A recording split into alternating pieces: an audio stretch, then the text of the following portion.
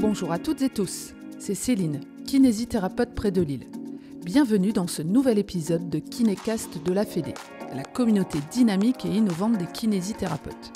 Chaque semaine, vous découvrirez les témoignages, les conseils et les astuces de kinés passionnés et engagés sur des sujets qui vous interpellent dans votre pratique, et aussi sur l'actualité. Ensemble et avec la Fédé, bougeons les lignes de la kinésithérapie. Bonne écoute! Kiné Actualité est partenaire de Kinécast. Actualité, interviews, reportages, mais aussi formation continue et gestion du cabinet, tout ce dont vous avez besoin est dans Kiné Actualité, le magazine de référence pour la profession. Bonjour Céline. Bonjour Céline. Oui, c'est original, hein. C'est ça. On l'a bien fait. Donc aujourd'hui, voilà, je suis contente de te recevoir, Céline. Donc tu es kiné dans les Vosges. Oui, c'est ça. Je suis installée en libéral dans les Vosges depuis l'année 2000. Et tu es vice-présidente alors à la qualité, à la formation et à la certification. C'est bien ça, à la FFMKR. J'ai bien retenu, ça va, tout va bien. Aujourd'hui, en fait, voilà, je voulais te recevoir pour parler de la formation continue. C'est un sujet voilà, qui nous suit tout au long de notre parcours professionnel qui est très important. Donc, on va faire un point actuel sur la formation continue, sur voilà, les possibles évolutions qu'il pourrait y avoir. Remettre un petit peu voilà, les choses en perspective. Tout d'abord, voilà, est-ce que tu pourrais te présenter ? Oui, donc je suis Céline Chebal-Rézère. Comme tu l'as dit, je suis vice-présidente à la qualité, certification et formation au sein de la FFMKR. Donc je suis kiné dans la plaine des Vosges, à côté de Vittel, installée en libéral donc depuis 2000. Avant ça, j'ai fait un tout petit peu de salariat, d'intérim et un petit peu de remplacement. Je suis diplômée de Belgique, de Bruxelles, en 1996. Ouais. Ça commence à remonter un petit peu. En fait, j'ai voulu être kiné depuis très très jeune. J'ai eu un problème de genou quand j'étais au collège. J'ai été chez un kiné et j'ai trouvé que le côté convivialité, le côté on s'occupe des gens, voilà, j'ai trouvé il y avait une belle proximité en fait avec les patients. Mm-hmm. Et du coup, dès l'âge de 14 ans, j'ai voulu être kiné. D'accord. Voilà. Alors, j'ai finalement fait un bac C à l'époque, donc plutôt tourné maths, parce que papa rêvait de me voir ingénieur. J'ai fait maths sup. Mm-hmm. Et finalement, j'ai dit non, c'est vraiment kiné que je veux faire. Et c'est pour ça qu'après, je suis partie en Belgique, puisque j'habitais à la frontière luxembourgeoise. Donc, c'était assez facile pour moi. Et je ne regrette pas du tout, parce que la qualité de la formation était très bonne. Ça fait notre deuxième point commun, au-delà de notre prénom, c'est que moi aussi, j'ai été formée en Belgique. D'accord. Moi, à Charleroi. Étant du nord de la France, pareil, j'étais proche de la frontière. Donc, c'est vrai que voilà, j'ai fait ma formation. Alors, moi, j'ai débuté en 98, hein, donc, mais oui, aussi en Belgique. Voilà. Deux points communs. Deuxième point commun. Du coup, alors, donc, tu as tes responsabilités sur le plan national. Est-ce qu'au niveau départemental aussi, quels sont tes différents rôles, missions ? Alors, en fait, je suis rentrée, donc je me suis installée en 2000. Donc, pour les plus jeunes, je rappelle que 2000, ça a été une année un peu compliquée pour les kinés, puisqu'on nous a baissé notre lettre clé. Mm-hmm. Juste après que je me sois installée. Donc, je suis... Voilà, comme tout le monde, j'étais très énervée. Et comme j'aime pas râler toute seule dans mon coin, en fait, on m'a proposé de participer à une soirée organisée par le syndicat des kinésithérapeutes des Vosges. Donc, je suis allée à cette réunion. Et très vite, je suis rentrée dans le conseil d'administration. J'ai été trésorière adjointe, trésorière. J'en ai pris la présidence que j'ai quittée en 2020 puisque c'était compliqué avec les autres missions au niveau national et régional que j'avais prises. Oui. Et je suis toujours membre du conseil d'administration là actuellement, mais je ne suis plus dans le bureau pour le moment. D'accord. Bon, là, on m'a sollicité pour peut-être reprendre la présidence, mais l'année prochaine, on verra. On verra. Il faut savoir gérer toutes ces casquettes. Hein. C'est ça. Sachant que tu en as d'autres aussi, je pense. Moi, je suis dans le bureau, je suis secrétaire générale adjointe à l'URPS kiné du Grand Est. Oui. Je siège dans le COMEX de l'UNAPL. Donc l'UNAPL, c'est l'Union nationale des professions libérales. Donc c'est une intersyndicale où il y a 67, je crois, organisations membres, donc syndicats de professions libérales. Et donc, au sein de cette instance, je suis présidente de la commission formation, puisque c'est mon dada. Ok. Dès le départ, ça a été... Quand je suis rentrée au Conseil fédéral, donc à la Fédé en 2017, et donc dans notre profession de foi, il fallait donner les sujets qui nous intéressaient. Donc, moi, les deux sujets qui me portaient à cœur, c'était la vie conventionnelle et la formation. Et donc, le président de l'époque m'a proposé la formation. Et j'ai été projetée très, très vite puisque je suis rentrée en 2017 au Conseil fédéral et j'ai été titularisée au FIFPL et à la NDPC début 2018. Donc, j'ai été projetée dans le bain très, très, très vite. Quand tu dis titularisée, ça veut dire quoi ? En fait, j'ai d'abord été un tout petit peu suppléante de Sébastien Guérard à l'époque, qui siégeait dans ces instances. Et le président de l'époque de la Fédé a retiré Sébastien pour me mettre moi comme représentante en fait, au conseil d'administration, au conseil de gestion du FIFPL et à la section professionnelle kiné à la NDPC. Voilà. Là, tu n'y es plus au FIFPL. Alors, au FIFPL, je n'y suis plus depuis que je suis devenue présidente de la commission formation de l'UNAPL. Oui. Voilà. D'accord. Mais je suis toujours à la NDPC. Je suis présidente de la section professionnelle kiné. Et à ce titre, je siège aussi au conseil de gestion de la NDPC. Voilà. Alors, je présume qu'il n'y a pas que la profession de kinésithérapeute qui est représentée. Au sein des deux instances.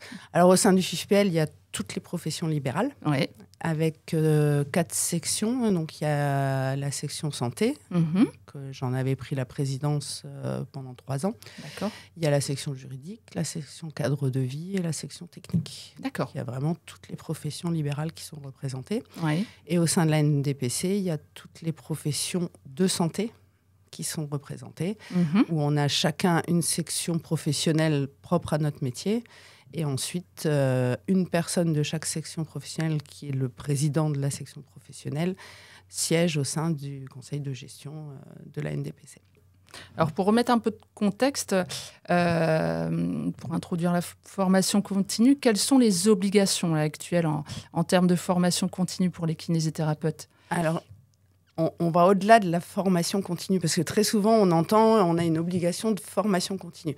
Non, on a une obligation de DPC, développement professionnel continu. Oui. C'est une obligation qui est triennale, et chaque période de 3 ans, on doit avoir fait de la formation continue, mais pas seulement. En fait, il faut aussi, en supplément, avoir fait de l'évaluation de nos pratiques professionnelles ou de la gestion des risques. D'accord. Et pour valider cette obligation, il faut vraiment avoir fait 2 des 3 types d'actions. Là, actuellement, on en est où alors dans cette période triennale ? Donc là, on va rentrer en 2025 sur la dernière année de ce triennal-là, qui a commencé donc en 2023. À partir de 2026, on rentrera dans un nouveau triennal, en sachant qu'à chaque fois qu'on change de triennal, il y a des nouvelles orientations prioritaires qui sont déposées. D'accord. Et ce n'est pas forcément toujours la même typologie d'action qui est prise en charge par le DPC. Tous les 3 ans, ça change. Et donc, par qui sont prises ces évolutions ? Alors, il y a deux types en fait, d'orientations prioritaires. Il y a des orientations, enfin même 3 types maintenant. Il y a des orientations prioritaires nationales décidées par la HAS sur, on va dire, des actions transversales pour tous les professionnels de santé sur l'éthique en santé, sur le numérique en santé, sur la gestion des violences, voilà, ce genre d'action. Ou même sur les cancers, par exemple, c'est aussi des typologies d'actions qui sont transversales pour toutes les professions de santé, la douleur, etc. Et ensuite, on a aussi la possibilité de travailler sur des orientations propres à notre profession. Et ça, en fait, c'est proposé par le CMK, le Collège de la Masso-Kinésithérapie, dont je suis également membre du conseil d'administration. Et là, ce sont des orientations propres à la profession qui sont déposées et qui sont validées ou non par la NDPC. D'ailleurs, je ne sais pas si vous vous souvenez, mais en 2023, ça a été un petit peu compliqué puisque il y a eu beaucoup d'allers-retours entre le Collège de la Masso-Kinésithérapie et la NDPC, puisque nos actions, enfin les orientations qui avaient été déposées n'étaient pas validées. Et du coup, on a été publié assez tard. Nos orientations ont été publiées tard et du coup, il y a eu un retard à l'allumage et il y a eu un petit décalage sur le DPC en 2023 pour les kinés. Et là, on a déjà une petite idée ou c'est encore trop tôt pour savoir pour la prochaine triennale quelles pourraient être les orientations? En fait, comme il y a un petit cafouillage politique en ce moment, avec des gros décalages au niveau de tous les textes qui doivent être votés, etc. Il y a de fortes chances que, au moins pour 2026, du coup, les orientations prioritaires de ce triennal-là soient reconduites à l'identique. D'accord. Puisque normalement, on aurait déjà dû, début 2025, travailler sur les orientations 2026. Mais là, en ce moment, c'est un petit peu le calme plat. Donc, il y a de fortes chances que les orientations actuelles soient reconduites au moins pour un an. C'est vrai que c'est un thème qui est un peu particulier, je trouve, de dire c'est une obligation de formation continue. En quoi cette formation, elle est essentielle? Enfin, ça ne doit pas être vu comme un obstacle, en fait, cette formation continue. Je trouve que c'est un enrichissement pour chacun et pour la profession. Donc, je trouve que ce terme d'obligation, il ne correspond pas forcément. Il y a une idée un peu péjorative, je trouve, à la formation continue. Oui, c'est vrai que le thème obligation, c'est vrai que c'est quelque chose qui est négatif, je suis d'accord avec toi. Mais malheureusement, on sait qu'il y a une partie des kinésithérapeutes, mais ce n'est pas propre aux kinés, c'est toute profession confondue, on va dire, qui, s'il n'y avait pas cette obligation, n'irait pas chercher à se remettre à jour sur leurs connaissances. Et qui continuerait avec des techniques qui sont obsolètes ou qui scientifiquement ne sont absolument pas validées, etc. Donc je pense qu'il y a eu ce côté obligatoire pour pousser les professionnels à garder une pratique la plus proche possible avec l'évolution, en corrélation avec l'évolution de la science et des connaissances actuelles, puisqu'on sait que ça évolue perpétuellement. Donc voilà, ils ont mis cette obligation pour forcer les professionnels. Mais bon, il y a encore du boulot, puisque malgré l'obligation, il y a encore des professionnels qui ne font aucune action, ou alors qui s'inscrivent à l'arrache sur une petite formation e-learning, juste pour dire allez, c'est bon, j'ai fait mon obligation. Que risque-t-il? Alors actuellement, pas grand-chose. Il y a peu de contrôle, en fait. C'est l'ordre qui est censé vérifier qu'on a bien fait notre obligation. Il y a un document de traçabilité qui avait été mis en place par la NDPC, qu'on pouvait d'ailleurs nous-mêmes abonder. En plus de ce qui était fait via le DPC, on pouvait rajouter tout ce qu'on faisait en formation continue, avec un financement autre, comme le FIFPEL, dont on parlera après, ou même sans prise en charge, ou même si on était soi-même enseignant, si on était soi-même conférencier sur des congrès, etc. Tout ça fait partie de la remise à niveau de nos connaissances, et ça montre un peu tout ce qu'on fait pour évoluer professionnellement et se garder, rester au courant des avancées de la profession. Et ce document de traçabilité, normalement, est envoyé par la NDPC aux différents ordres, puisqu'il y a un tableau commun maintenant avec la NDPC et les ordres professionnels. Après, les ordres en font ce qu'ils veulent. Je ne suis pas certaine que ça soit très contrôlé. Il y a peut-être certains départements qui le font plus sérieusement que d'autres, mais aujourd'hui, voilà. Normalement, le risque, ça serait... alors, normalement, les ordres doivent contacter les kinés qui n'ont pas rempli leur obligation, leur dire que s'ils ne font pas une formation, une remise à jour de leurs connaissances, ils peuvent avoir ce qu'on appelle une insuffisance professionnelle. D'accord. Voilà. Mais sur le terrain, pour le moment, il n'y a pas énormément... Enfin, j'ai peu entendu de gens qui disent « Oui, l'ordre m'a contacté pour me dire que je n'avais pas rempli mon obligation ». Du coup, quels sont les critères d'éligibilité alors au DPC ? Alors, d'éligibilité au financement ? Oui. Ouais, parce qu'en fait, il y a des fois une confusion qui est faite en fait, au niveau des professionnels entre l'obligation et le financement. Donc, l'obligation, c'est pour tous les professionnels de santé. Qu'ils soient libéral, salariés, on a tous une obligation.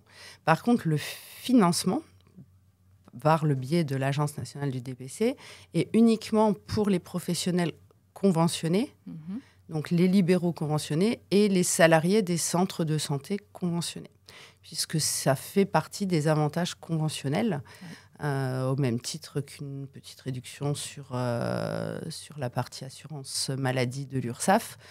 On a cet avantage conventionnel de financement, à la fois prise en charge des frais pédagogiques et indemnisation pour perte de ressources qui est fait par la NDPC. Et il y a souvent eu, là, ces derniers temps, des remplaçants qui disaient « c'est pas normal, on a une obligation, mais on n'est pas financé par la NDPC ». Les remplaçants, en fait, ne sont pas des professionnels de santé conventionnés, puisqu'ils travaillent, quand ils remplacent un kiné, ils travaillent sous la convention du kiné qu'ils remplacent. D'accord. Voilà. C'est pour ça qu'ils ne sont pas éligibles au financement. Donc en nombre d'heures alors ? Alors en nombre d'heures, donc pour les kinésithérapeutes, on a le droit à un financement à hauteur de 14 heures par an. Oui.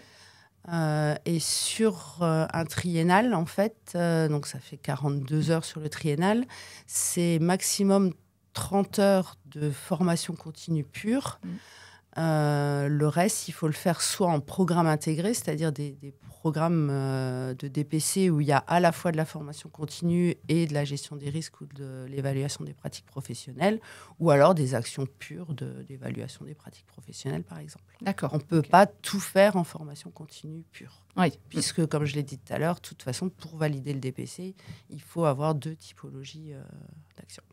Il y a une obligation d'avoir un mix un peu de présentiel, de e-learning ou non, pas du tout. Vraiment pas du tout. Non, la seule obligation, c'est vraiment de faire formation continue plus EPP ou gestion des risques. Mais nous, en kiné, on a très peu de gestion des risques. Déjà, la gestion des risques, c'est plus des actions pour les salariés sur des équipes, des staffs hospitaliers, etc. Donc, nous, c'est essentiellement formation continue et évaluation de nos pratiques professionnelles. Sur le site web de la DPC, en fait, quand on recherche une formation, c'est noté, c'est catégorisé suivant... Oui, tout à fait.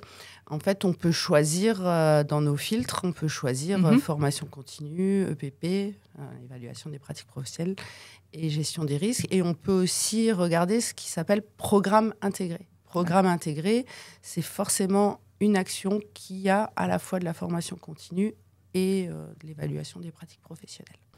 Donc concrètement, on recherche la formation, on s'y inscrit, et ensuite, quelles sont les différentes étapes ? Alors, quels sont les éléments à fournir ? Donc, au niveau des inscriptions, donc, soit on recherche directement dans le catalogue de la NDPC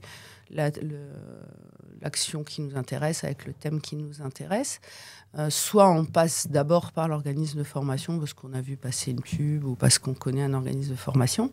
Mais il y a toujours cette obligation de double inscription, c'est-à-dire qu'il faut s'inscrire, si on est inscrit d'abord à l'organisme de formation, il faut quand même soi-même se connecter, se loguer avec notre accès privatif sur le site de la NDPC pour aller également s'inscrire sur le site de la NDPC. L'organisme de formation n'a pas le droit de le faire à notre place. Oui. Et il y a encore malheureusement trop de professionnels de santé qui donnent leur log de connexion aux organismes de formation. Et du coup, on a déjà vu pas mal de fraudes d'organismes de formation qui se loguent à la place des professionnels et qui les inscrivent un peu malgré eux à des actions qu'ils n'ont pas forcément envie de faire.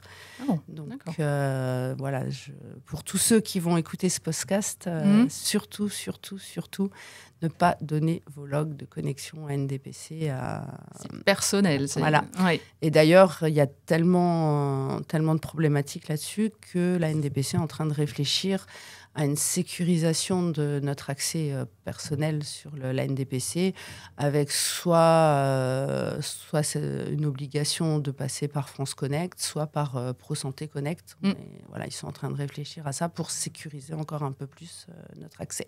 Oui. Donc je pense que sur le prochain triennal, il y aura un accès sécurisé, renforcé. Très bien. Oui, au sein de la formation, en fait, on a juste l'émargement à réaliser lors de la formation. Alors, une fois qu'on fait la formation, il y a un émargement et après, tout se passe entre l'organisme de formation et la NDPC, puisqu'il n'y a pas d'avance des frais qui est fait par les professionnels. Oui. Donc, une fois qu'on a émargé, en fait, c'est l'organisme qui envoie ses feuilles d'émargement à la NDPC pour être payé, donc pour le présentiel. Et pour le e-learning, c'est les logs des logs, le nombre d'heures passées, la validation des tests intermédiaires, etc., qui sont envoyés. Et ensuite, l'OF est payé par la NDPC directement. Et une fois que cette facture est parvenue à la NDPC, que la NDPC paye l'OF, en parallèle, il y a les indemnités qui sont versées aux professionnels, puisque sur notre compte privatif, on dépose notre RIB pour pouvoir toucher les indemnités. Et donc, il y a possibilité de voir où on en est un peu au niveau de notre obligation DPC. Sur notre espace personnel, on a le nombre d'heures de formation continue qui ont été faites, le nombre d'heures globales sur les 14 heures, combien on en a utilisé sur une année. On a toutes ces informations-là sur notre accès personnalisé et également un historique de ce qu'on a déjà fait les années antérieures. Donc là, c'est tout ce volet DPC, et à côté, on a le FIFPL. C'est ça. Voilà. Dis-nous comment ça fonctionne, le FIFPL. Alors déjà, il y a une vraie grosse différence entre le FIFPL et le DPC, c'est que le DPC, donc c'est un avantage conventionnel, ça dépend du ministère, c'est sous tutelle du ministère de la Santé, alors que le FIFPL, ça dépend du ministère du Travail, c'est sous tutelle du ministère du Travail. Ça rentre dans la formation tout au long de sa vie, qui est pour l'intégralité des gens en activité. C'est tout salarié, profession libérale, artisan, commerçant, enfin... Tout le monde a ce droit. Oui. C'est un droit à la formation tout au long de sa vie. Là, on n'est plus dans l'obligation. Et le financement se fait en fait pour les libéraux, pour les indépendants, ça se fait via nos cotisations URSSAF. En fait, tous les ans, dans nos cotisations URSSAF, si on regarde le détail, on a une contribution à la formation professionnelle à hauteur d'une centaine d'euros. Et c'est cet argent-là qui est ensuite reversé en partie à ce qu'on appelle les FAF patronaux. Donc, c'est les fonds d'action formation pour les indépendants. Et donc, nous, profession libérale, notre FAF, c'est le FIFPL. Oui. Voilà. D'ailleurs, quand on s'inscrit à une action FIFPL, on nous demande en fait l'attestation URSSAF. Tout à fait. Pour pouvoir bénéficier d'une prise en charge par le FIFPL, il faut joindre l'attestation comme quoi on a bien payé notre contribution à la formation professionnelle. Sans ça, on ne peut pas être financé par le FIFPL. Et donc, comment c'est administré au niveau du FIFPL ? Alors, au niveau du FIFPL, le FIFPL est administré par... on parlait de l'UNAPL tout à l'heure. Oui. En fait, c'est l'UNAPL qui a créé le FIFPL. Et donc, les administrateurs du FIFPL sont des représentants de toutes les organisations syndicales membres de l'UNAPL. D'accord. Voilà, il y a chaque organisation syndicale qui a un titulaire et un suppléant nommés au sein du FIFPL. Et qui décide alors si une formation est éligible au FIFPL ou pas? Comment ça se déroule? Alors, chaque profession, donc il y a des sections professionnelles pour chacune des professions. Alors, nous, kinés, par exemple, on a 2 des 3 syndicats représentatifs des kinés qui sont membres de l'UNAPL, donc le SNMKR et la FFMKR. Donc, en fait, dans cette commission professionnelle kiné, il y a un titulaire, un suppléant du SN, un titulaire, un suppléant de la Fédé. Et donc, ce sont ces membres de la commission professionnelle qui vont établir les thèmes qu'ils vont accepter en prise en charge. D'accord. Alors, en gros, l'avantage du FIFPL, c'est que c'est un peu plus large que la NDPC. En gros, tout ce qui est orientation prioritaire de la NDPC est repris dans les thèmes FIFPL, mais il y a des thèmes supplémentaires qui ne rentrent pas dans les orientations prioritaires de la NDPC pour permettre des formations autres d'être prises en charge. Ça doit être un travail considérable. Vous devez recevoir énormément de demandes de formation. Voilà, il y a d'abord les thèmes donc, qui sont établis, ça c'est une première chose. Mais après, effectivement, chaque organisme de formation va sur une plateforme déposer ses actions de formation qui veulent pouvoir être prises en charge. Oui. Et ensuite, donc, cette commission professionnelle doit analyser chacune des formations qui sont déposées sur la plateforme. Alors, il y a le programme qui est étudié, le CV des formateurs, la bibliographie, et on demande, les gens de la commission professionnelle actuelle demandent également de fournir le support pédagogique en cas de problème sur le programme pour aller voir vraiment la cohérence entre le support pédagogique et le programme qui est déposé. D'accord. Donc oui, c'est un gros travail pour l'avoir fait pendant quelques années, puisque là, ça vient d'ouvrir, par exemple, l'appel à projet du FIFPL pour les organismes de formation, et on arrive très vite à plus de 3500 dépôts de formation différentes sur la plateforme à valider. Et une fois qu'elles ont été acceptées, c'est revu ou pas? Alors, c'est la commission professionnelle qui décide si elle permet la reconduction automatique d'une année sur l'autre ou non. Voilà, en fonction de s'il y a une grosse modification des thèmes ou pas. Voilà, donc là, je crois qu'ils ont remodifié certains thèmes là, pour 2025. Donc, je ne pense pas qu'il y aura de reconduction automatique des actions 2024 sur 2025, mais je ne suis pas sûre à 100%, puisque comme je ne siège plus au FIFPL, j'ai plus toutes les infos détaillées. Et donc là, pour le FIFPL, quels sont les critères d'éligibilité au financement FIFPL? Alors, il faut être profession libérale, payer sa cotisation URSSAF, et donc, comme on le disait tout à l'heure, joindre l'attestation quand on va sur notre espace personnel à l'URSSAF, on peut retrouver ce document qui certifie qu'on a bien payé la centaine d'euros pour la formation. Pour l'avoir fait récemment, c'est facile. On le retrouve très facilement. Et donc, c'est ça qui permet... donc, il faut que la formation qui a été déposée par l'OF ait été validée par la commission professionnelle kiné. Autrement, l'action n'est pas éligible à la prise en charge. Et il faut que le professionnel soit bien à jour de ses cotisations URSSAF pour la partie formation professionnelle. Et donc, les démarches, c'est comme sur le site de... Oui, on crée son espace personnel. Et puis, dépose des documents. Voilà. Et il y a aussi maintenant, donc ça c'est relativement récent, ça doit faire 3 ans maintenant, un catalogue formation sur le site du FIFPL. Donc en fait, pareil, un peu comme à la NDPC, en rentrant des mots-clés, on peut voir ce qu'il y a comme formation. On peut choisir par région, je crois, par thème, etc., par date, et voir un peu quelles sont les formations éligibles au financement par le FIF. Du coup, alors il y a un forfait aussi annuellement là pour le FIFPL? Oui, alors le forfait actuel 2024 qui va être reconduit en 2025, c'est 200 € maximum par jour, avec un maximum de 600 € de prise en charge. Il y a eu des années où il y avait beaucoup plus de prise en charge. Mais en fait, il faut savoir que quand a été créé le compte personnel de formation, il y a une partie de nos cotisations qu'on verse à l'URSSAF qui sont retirés de ce montant Ouais. et versés à France Compétences pour le compte personnel de formation et qui ne sont plus reversés au FIFPL. Donc le FIFPL a moins d'argent reversé qu'avant.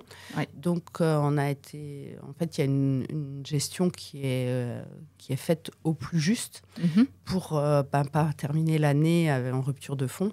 Donc là, on est passé de 250 € maximum jour à 200 € maximum jour pour permettre à un maximum de professionnels libéraux d'être financés, en fait. Du coup, alors, tu as déjà dit quelques différences FIFPL, DPC. Quels pourraient être les avantages, les inconvénients de chacun parfois, c'est difficile en fait de savoir est-ce qu'on demande plutôt au DPC ou au FIFPL. Quels seraient un peu les critères vers lesquels orienter le financement est clairement plus intéressant via le DPC, puisqu'on a l'intégralité du prix de la formation. On n'avance pas les frais. On a l'intégralité du prix de la formation qui est pris en charge. Et en plus, on est indemnisé pour perte de ressources. Alors qu'au FIFPL, on avance les frais, sauf cas exceptionnel. Il y a quelques OF qui travaillent directement ce qu'on appelle en dossier collectif et où le professionnel n'a pas besoin d'avancer les frais, mais dans la majorité des cas, on avance les frais. Et c'est rarement l'intégralité de la formation, du prix de la formation qui est pris en charge, puisque très souvent, les OF s'alignent sur le forfait DPC. Et donc, ça va bien au-delà pour 2 jours de formation de 400 €. On est plutôt aux alentours de 600, 700 €. Donc, il y a forcément un reste à charge pour le professionnel. Après, l'avantage du FIFPL, comme je le disais tout à l'heure, c'est plus large. Donc, par exemple, si on veut faire, une formation Pilates ou une formation plus sur la législation, des choses comme ça, on a cette possibilité de financement par le FIFPL, ce qui n'est pas le cas par le DPC. OF, c'est organisme de formation, pardon. Alors, est-ce qu'il y a des évolutions, que ce soit sur le plan du DPC, du FIFPL, à prévoir pour les prochaines années? Alors, il y a des pistes de réflexion. Donc, déjà, pour le DPC, ce que je disais, c'est qu'il va y avoir une sécurisation renforcée des comptes, puisque ça devient vraiment nécessaire à cause de la fraude de certains organismes de formation. Il y a aussi des petites évolutions tarifaires. Par exemple, là, pour les kinés, le forfait, il est à 95 €. Et il y a une répartition sur les 95 € de l'heure entre l'organisme de formation pour les frais pédagogiques et l'indemnisation des professionnels. Et là, on nous a demandé, nous, membres des sections professionnelles, de favoriser au maximum l'organisme de formation pour permettre à l'organisme de formation d'avoir suffisamment d'argent pour investir dans de la qualité. Donc, nous, on était à 51 €. Pour l'organisme de formation et 44, je crois, pour le professionnel. Là, à la rentrée 2025, il y aura plus que 38. En fait, on sera à 60% pour l'organisme de formation et 40% pour le professionnel. Donc ça, c'est une petite évolution. Sur les prises en charge des frais pédagogiques, il y aura une minoration sur les classes virtuelles, puisque l'agence estime et à juste titre, qu'il y a moins de frais pour l'organisme de formation sur les classes virtuelles, puisqu'il n'y a pas besoin de louer une salle, de payer les pauses, de payer des frais de déplacement pour les formateurs. Donc, ça sera un tout petit peu moins bien pris en charge au niveau des frais pédagogiques, mais ça ne changera rien pour l'indemnisation. D'accord. Puis après, il y a des pistes de réflexion sur les e-learning, puisqu'on se rend compte qu'il y a une grosse variation de qualité sur le e-learning et également une grosse variation de nombre d'apprenants. Et il y a certaines grosses plateformes d'e-learning qui clairement rentabilisent plus leurs actions, puisqu'ils ont peu d'actions avec beaucoup d'apprenants. Donc il y a des pistes de réflexion pour installer une dégressivité en fait en fonction du nombre d'apprenants sur une action. Et à partir du moment où cette action est amortie, il n'y a pas de raison qu'elle continue à être payée au même tarif qu'au départ. Voilà, c'est pas pour l'instant mis en place à la rentrée, mais ça va être mis en place, je pense, peut-être courant 2025. Il y a aussi, sur les actions professionnels, donc sur les orientations qui concernent plusieurs professions, Oui. il a été décidé d'harmoniser le forfait pédagogique pour que les OF ne soient pas incités. Parce qu'un médecin, par exemple, a un forfait beaucoup plus important qu'un kiné, par exemple. Mhm. Donc là, en fait, la prise en charge pour l'organisation de formation sera la même, quelle que soit la profession du professionnel de santé qui s'y inscrit. Donc voilà, il y a ça aussi dans les différents groupes de travaux qui ont été mis en place en 2024 pour 2025. Oui, ce sera 2025. Voilà. D'accord. Et puis, au niveau du FIFPL, donc les évolutions, il y a depuis plusieurs années des discussions qui sont faites avec les autres indépendants que sont les artisans, les commerçants de proximité, pour voir éventuellement à créer un FAF plus gros qui concernerait tous les indépendants. Puisqu'il y a une vraie volonté au niveau du ministère de tutelle de regrouper un petit peu toute cette... les organisations gestionnaires du financement. Ça a été fait chez les salariés, puisque avant il y avait ce qu'on appelait les OPCA, et plusieurs OPCA ont été regroupés dans des gros OPCO, opérateurs de compétences, et donc ils voulaient faire un peu la même chose et inclure un peu les indépendants dans ces grosses machines. Et pour pouvoir avoir un contrepoids, on essaye de réfléchir à faire des FAF patronaux plus importants pour pouvoir rester vraiment un vrai financement des indépendants et pas être englobé avec les salariés, où je pense que là, les indépendants seraient très clairement perdants. Oui, d'accord. Voilà. Mais là, c'est des discussions politiques qui ont lieu et pour l'instant, le rapprochement n'est pas finalisé. Tu parlais tu as cité le CPF tout à l'heure. Oui, alors... on peut en parler aussi, c'est bien vrai sûr. qu'il y a ce volet-là qui pose souvent. En fait, on ne sait pas ce qu'on y a droit. C'est ça. Ouais. Donc, comme je le disais, depuis 2019 maintenant, une partie de l'argent qui avant allait au FIFPL est prélevée sur cette cotisation qu'on paye pour aller via France Compétences pour alimenter le compte personnel de formation. Donc, depuis 2019, on est éligible, nous, indépendants également, au CPF. Et en fait, on a 500 € qui sont crédités sur notre compte personnel de formation tous les ans, donc depuis 2019, et qu'on peut mobiliser pour faire également des actions, en sachant qu'il n'y a pas d'action cœur de métier kiné sur ce CPF. C'est toutes des actions certifiantes. C'est beaucoup plus complexe pour devenir organisme certificateur. Ça, c'est tout ce qui est inscrit au répertoire national de la certification professionnelle, le RNCP, et également ce qu'on appelle le registre spécifique. Et on peut le mobiliser si, par exemple, on veut faire une formation en bureautique, en langue, ou sur un sujet complètement différent de notre profession, juste parce qu'on est passionné d'un sujet. On peut mobiliser cet argent. Et il y a eu, depuis l'année dernière, l'instauration d'un reste à charge de 100 € non pris en charge, quel que soit le prix de la formation. Quand on n'a pas utilisé ces 500 €, alors on le garde en réserve. C'est cumulable et ça s'arrête à 5 000 € maximum. Même si ensuite on ne les utilise pas, on ne sera jamais incrémenté au-delà de 5 000 €. Donc quelles sont les démarches alors pour utiliser ce CPF? Il faut créer notre compte personnel sur mon compte formation. Et du coup, après, apparaît un historique avec par année les 500 € qui sont incrémentés. Si on a été salarié ou si on est parallèlement à notre activité libérale salariée, on a aussi un nombre d'heures transformé en numéraire. En fait. Voilà. Et ça fait notre montant global.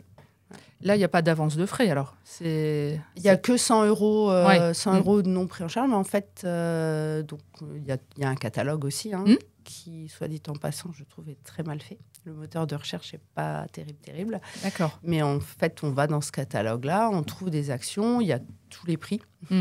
Et par exemple, si une action nous plaît et qu'elle est à 5 000 € et qu'on a 2 500 € sur notre compte, en fait, on aura 2 500 € pris en charge.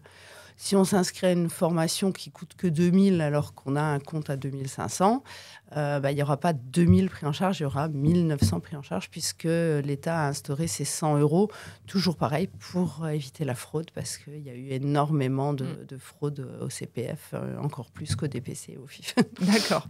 Voilà, c'est quelque chose qui est très intéressant pour les organismes de formation. C'est une vraie manne financière et donc il y a toujours des gens plus intelligents que les autres pour détourner le système et frauder, malheureusement. Ouais, d'ailleurs, avec tous ces coups de fil qu'on peut recevoir régulièrement et surtout en fin d'année. Tout le harcèlement. Voilà, tout à fait. Ouais.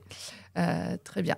Voilà, je pense qu'on a balayé pas mal de choses sur la formation. On a fait le tour voilà. de tout ça. Ouais. Et juste, je pourrais rajouter aussi sur la formation continue, puisque tout le monde ne le sait pas, mais on a aussi un crédit d'impôt formation qui existe pour les chefs d'entreprise. Donc pour l'instant, dans les textes, ça s'arrête à fin 2024, mais on espère bien que ça va être pérennisé quand on aura à nouveau un gouvernement.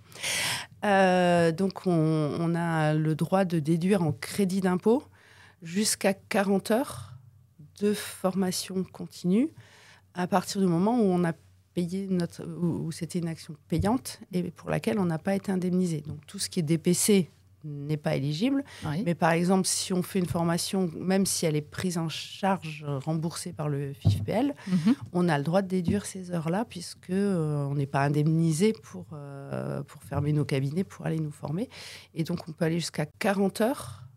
Et le montant, c'est 2 fois le taux du SMIC horaire. D'accord. Donc, ça fait à peu près 800 € au maximum de crédit d'impôt. Donc, vraiment déduit de notre impôt, voire reversé en numéraire pour ceux qui sont non imposables. Donc, c'est pas négligeable et c'est aussi intéressant. Ouais.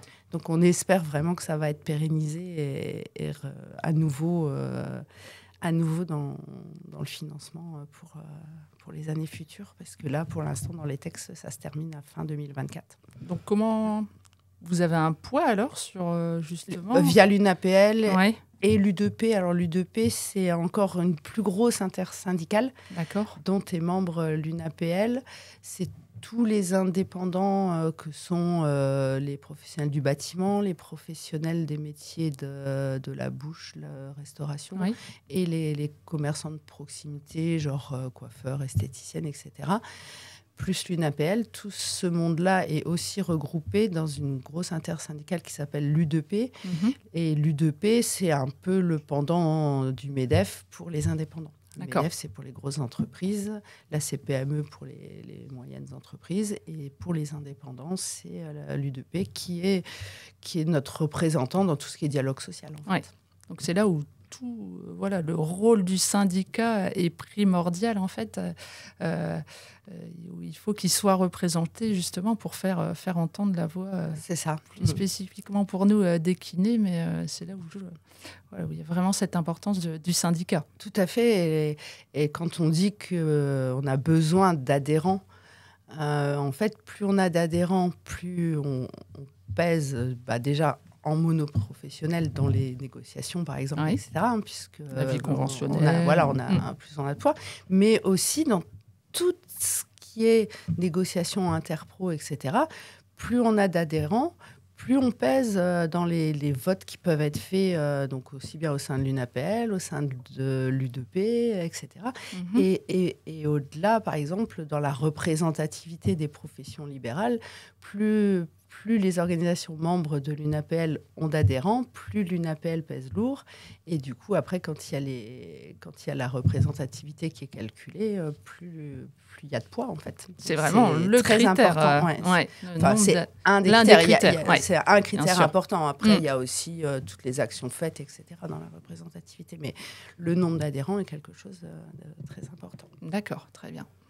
Je ne sais pas, quel dernier message tu souhaiterais partager à chacun Moi, ce qui m'importe surtout, c'est de bien se rendre compte que la formation continue, même si on a dit qu'il y avait cette obligation de DPC, il ne faut pas le voir comme une obligation, mais une vraie opportunité de pouvoir aller soit s'améliorer dans des domaines où on se sent un petit peu moins à l'aise, soit aller chercher une espèce de spécificité et vraiment devenir quelqu'un de très expert sur un domaine qui nous tient à cœur, soit aller se former dans des actions qui sont en lien avec la santé publique sur le territoire dans lequel on exerce, puisqu'on sait que, par exemple, sur certains territoires, il y a plus de gens atteints de BPCO, par exemple. Donc, des diagnostics territoriaux qui sont effectués. Donc, aller se former là où la population a besoin de nous.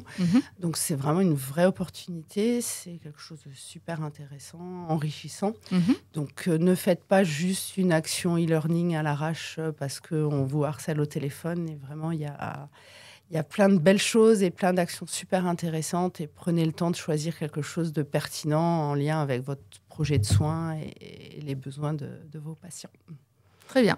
Un grand merci Céline. Mais de rien. Merci Céline de m'avoir accueillie. C'était un plaisir et puis j'espère que tu reviendras rapidement. Je pense que il y aura aussi d'autres évolutions qui viendront encore, probablement. Donc, oui, tout à fait. Je te réinviterai. On parlera certification dans quelques temps. Bien sûr. Quand les contours seront un peu plus définis. C'est ça. Voilà. Non, c'était un grand plaisir en tout cas. Merci beaucoup. Partagé. Merci à toi. Merci et puis à bientôt. À bientôt, Céline. Au revoir, Céline. Au revoir. Merci de nous avoir écoutés. On espère que cet épisode vous a plu. Si c'est le cas, je vous invite à laisser un avis sur votre plateforme d'écoute préférée et à partager l'épisode autour de vous. N'hésitez pas également à nous dire quel sujet vous aimeriez que l'on aborde dans les prochains épisodes et quels invités vous souhaiteriez écouter. Pour ça, dites-le nous en commentaire. N'oubliez pas de nous suivre sur les réseaux sociaux et de visiter le site web de la FFMKR pour rester informé des dernières actualités et des événements à venir. Votre soutien et votre engagement sont essentiels pour faire avancer notre profession.